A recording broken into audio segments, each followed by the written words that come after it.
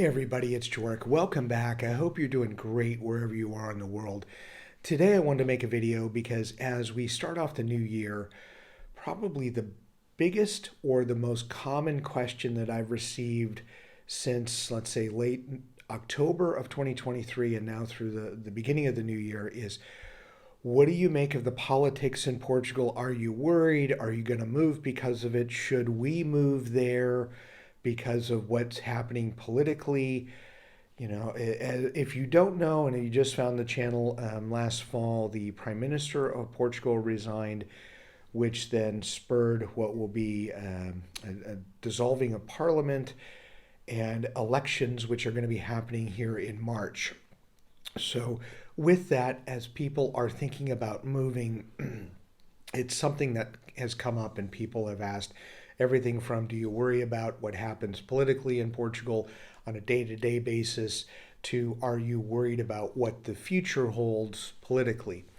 And I'm the first, I've said this in many videos, I didn't really spend much time looking at politics at all, but in the last 4 or 5 months, I have tried to learn more about the parties, some of the structures, how things work maybe politically here in Portugal. It's just something I was very naive to, and frankly, I was stupid. I didn't pay attention to it. But as more people are asking and inquiring, I thought it would be important to know a little bit more. So, on a day to day basis, my answer, if you're curious about this or worried or wondering, politically, the day to day, I don't think impacts immigrants. I just don't. So, when things like a resignation comes up from our prime minister, that is a big deal to citizens of a country. To immigrants, I don't think as much of one.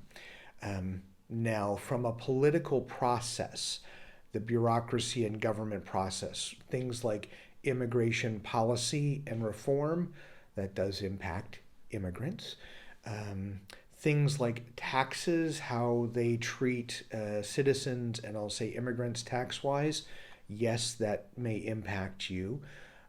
Those are all things that may come into play. So there is some day to day, doesn't really impact us.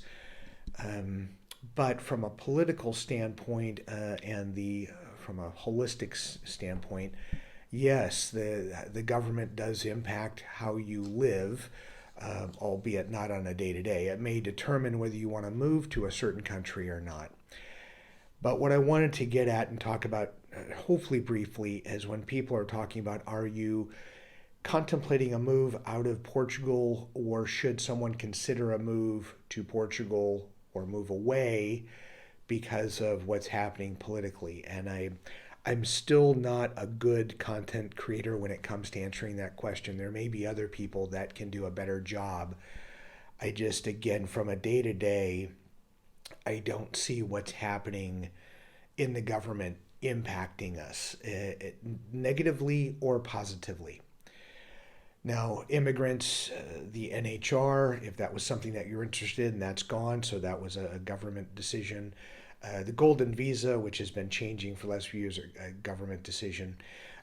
Keep in mind that the government that was in place in like 2009 to 2012, in that era, that government was the one that created or put in place golden visa, the NHR tax regime. But as we're moving into 2024, I don't know what will happen. I've received many comments from Portuguese saying that it's the same people that are going to get elected, nothing to worry about. It's the same old, same old. And now, whether they say that tongue in cheek, meaning it's the same people that are going to be in power, for better or for worse.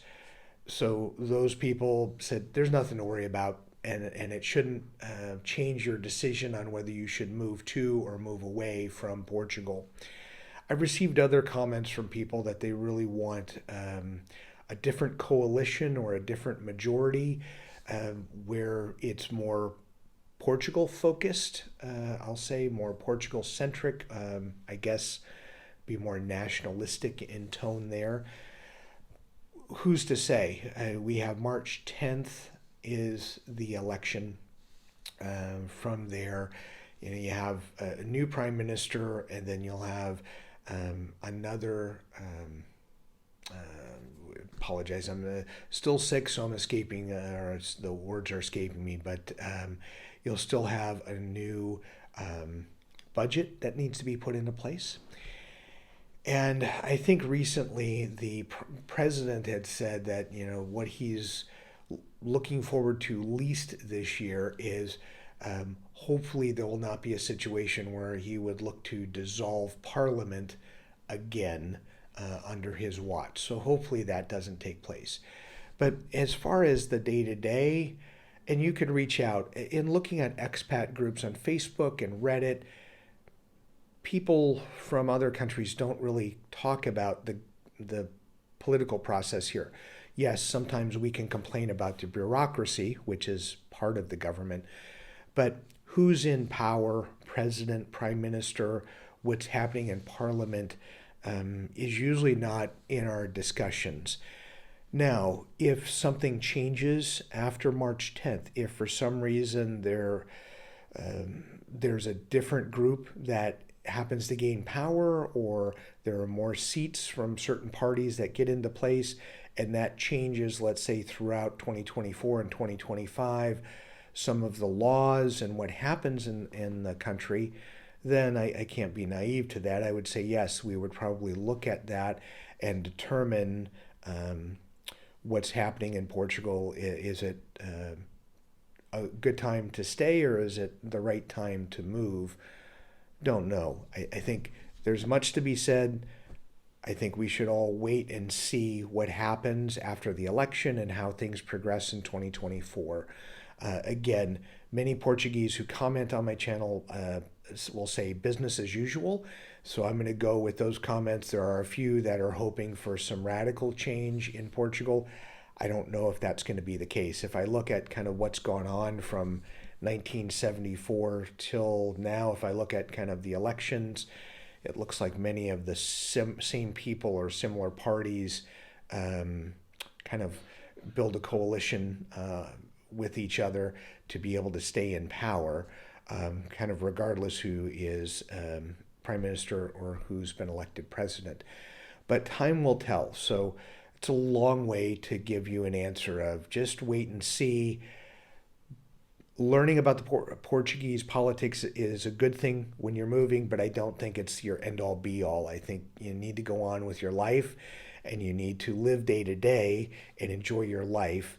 And if for some reason things get weird with the politics, then you might have to make a different decision. But it looks like it's a lot of the same as usual here, for better or for worse. So I hope that answers the questions for people that have been messaging me. As always, thank you so much for taking the time to watch the video, and enjoy your travels.